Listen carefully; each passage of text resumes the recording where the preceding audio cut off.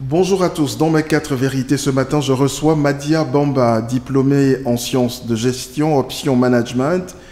Vous êtes également chargé de programme sectoriel public dans un cabinet de conseil et d'assistance aux unités de gestion de projets de développement. Alors, je peux dire, pour vous présenter tout simplement, vous êtes une activiste des mouvements citoyens. Tout à fait, c'est la bonne définition. Alors, qu'est-ce qui a motivé votre initiative de créer Bridge et en quoi ça consiste?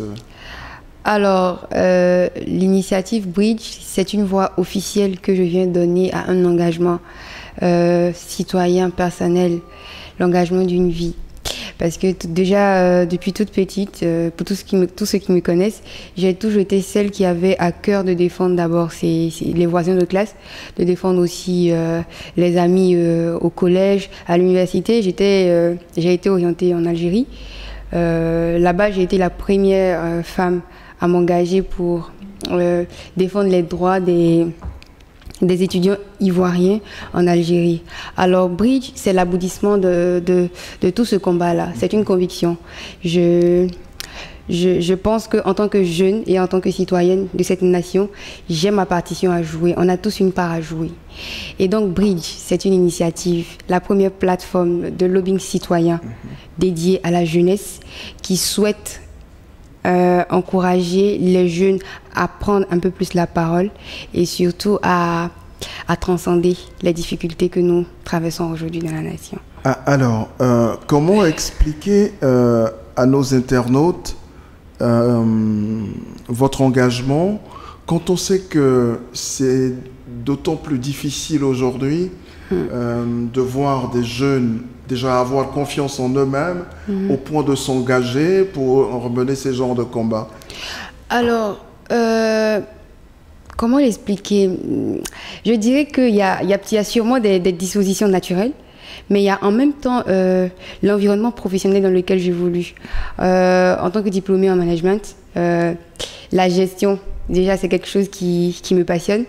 Et après, quand vous évoluez dans une société où vous constatez plusieurs inégalités, plusieurs, on va dire, plusieurs injustices, vous finissez par vous transformer, en fait, vous muez en défenseur de cette société-là. Et donc, cet engagement-là, il est venu tout naturellement. Vous êtes une Marianne avec beaucoup de modestie, oui. Alors, on a quand même comme l'impression que, malgré le fait que nous soignons à l'ère d'Internet, ce combat-là, qui libère la parole, malgré ce combat-là, les choses n'avancent pas comme on aurait souhaité. Pourtant, Internet, c'est la liberté, c'est la possibilité de conquérir beaucoup de personnes, de mobiliser des gens autour de ces causes nobles-là. Tout à fait. Alors, je ne dirais pas le contraire. Le constat, il est clair. Au lieu qu'Internet nous permette aux uns et aux autres de briser certaines barrières, au contraire, nous l'utilisons certes, mais pas forcément dans ce sens-là. Bon sens, ouais. Voilà. Alors, ce qu'il faut savoir, c'est que dans les nations ailleurs où Internet occupe une réelle place dans la gestion de la chose publique, on va dire dans la sphère politique, il y a eu une volonté des citoyens eux-mêmes d'amener les autorités à communiquer avec eux à travers ces moyens de communication-là.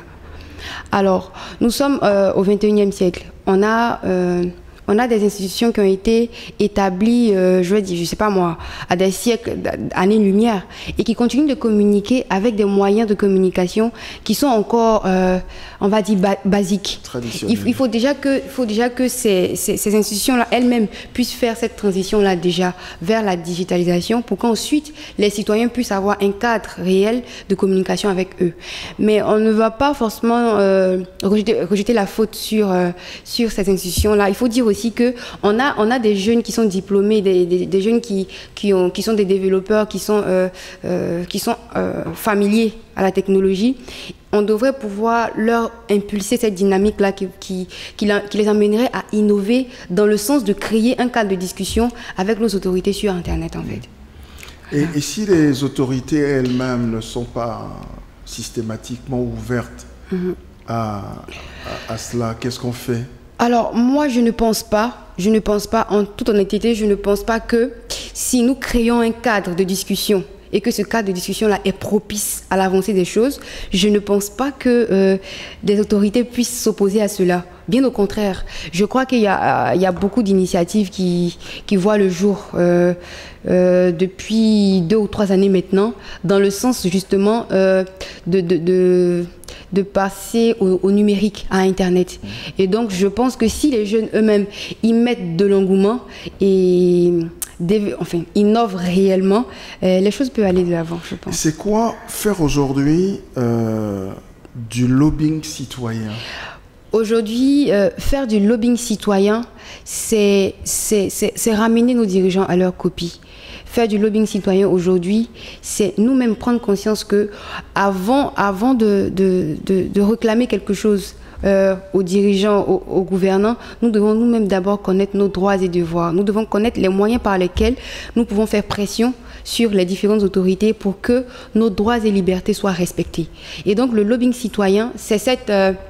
on va dire c'est cette idéologie-là qui veut emmener le citoyen à dépasser sa condition de simple, on va dire, de simple individu, mais qu'il prenne conscience qu'il a aussi le pouvoir d'agir sur les choses. Et donc, il faudrait que la plupart, sinon la totalité de la population, commence à s'intéresser à ce que c'est que la loi, à ce que c'est que la Constitution, à ce que c'est à connaître les droits civiques, nos différents droits, afin de pouvoir justement aller vers ce lobbying citoyen. Alors, il y a également le vote. Le vote du citoyen, c'est une arme stratégique. Oui, j'en parlais justement. Je trouve cela regrettable qu'aujourd'hui, la jeunesse ne s'intéresse pas au vote. Parce que le vote, en démocratie, c'est le premier moyen par lequel le citoyen peut exprimer sa volonté. C'est le premier moyen par lequel le citoyen peut influencer, on va dire, la politique de son pays. Et donc, il est extrêmement important pour que chacun de nous prenions conscience que avant de nous plaindre, avant de rejeter quoi que ce soit, nous devons d'abord voter. C'est par le vote que le citoyen, dans la démocratie, exprime concrètement sa volonté. Mais l'autre difficulté, c'est l'analphabétisme aussi. Tout à fait. Je suis consciente que l'analphabétisme est un problème, mais en Côte d'Ivoire, je pense quand même que il y a le pourcentage d'analphabétisme n'est pas, même s'il est assez important, je pense que la population qui est alphabète, on va dire, qui est alphabétisée, est assez importante pour changer les choses. Si on est dans un entourage où il y a des personnes qui ont une façon de fonctionner, il y a des personnes qui disent par exemple que vous devez savoir que, je sais pas moi, le ramassage des poubelles, par exemple, c'est constitutionnel et que tout le monde s'y conforme, je pense qu'un alphabète ou alphabète, on va tous s'y mettre.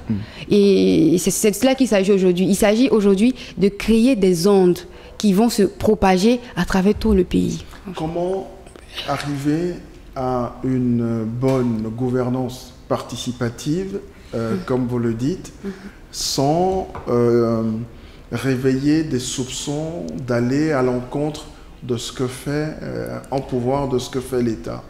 Alors, on va prendre les choses comme si nous étions dans le plus beau des mondes et dans le meilleur des mondes.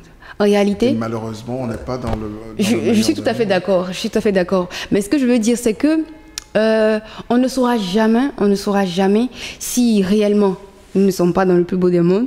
On ne le saura jamais si nous n'essayons pas. Et aujourd'hui, nous sommes dans cette politique de rupture-là.